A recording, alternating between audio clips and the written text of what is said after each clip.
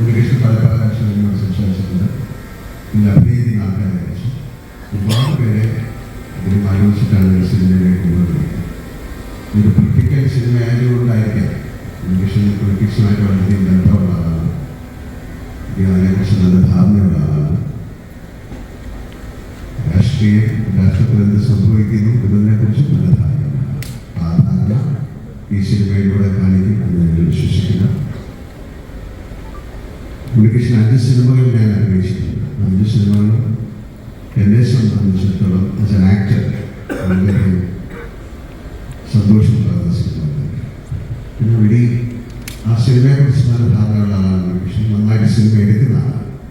മറ്റുള്ളവർ മോശക്കാരനല്ല. അപ്പം ഒരു സിനിമയ്ക്ക് വേണ്ടി ഉണ്ണികൃഷ്ണൻ ഞാനായിട്ട് ചെയ്തിരിക്കുന്ന കൂടുതൽ പോലീസ് സ്റ്റോറീസ് 2-3 ഒരുപാട് പോലീസ് ഓഫീസേഴ്സ് നമ്മളോട് സംസാരിക്കുമ്പോൾ വളരെ എടുത്തു പറഞ്ഞിട്ടുള്ള ഒരുപാട് സന്ദർഭങ്ങൾ അത്തരം സിനിമകൾ ഉണ്ടായിട്ടുണ്ട്.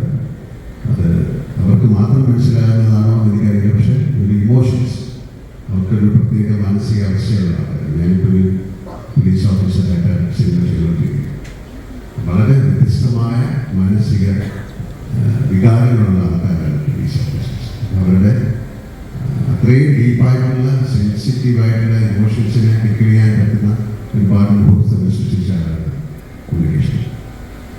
പക്ഷെ ബാലചന്ദ്രനാണ് അദ്ദേഹത്തിൻ്റെ തുടക്കകാലത്തെ സിനിമകളിൽ ഞാൻ അഭിനയിച്ചിട്ട് എൻ്റെ തുടക്കകാലത്ത് കേൾക്കാത്ത ശബ്ദം കളിക്കാരെ അതുപോലെ വേറെ സിനിമകൾ ചെയ്തുകൊടുക്കുന്നത്. അദ്ദേഹം ഏറ്റവും മനോഹരമായിട്ട് ഈ സിനിമ ചെയ്തു എന്ന് ഉണ്ണികൃഷ്ണൻ എന്നോട് സംസാരിച്ചിട്ടുണ്ട്. കാര്യം ആ ഒരു കഥാപാത്രം എന്ന് പറയുന്നത് ഉണ്ണികൃഷ്ണനോട് സംസാരിച്ചത് പറഞ്ഞു ഞാൻ സിനിമയുടെ സെൻട്രൽ ക്യാരക്ടർ അത് അതിശക്തനായ ഒരു പെർഫോമർക്ക് മാത്രം ഹാൻഡിൽ ചെയ്യാവുന്ന ഒരു ക്യാരക്ടറാണ്. അതുകൊണ്ട് ആരെയാണ് അതിലേക്ക് കൊണ്ട് പോകേണ്ടതെന്ന് ആലോചിച്ചിട്ട്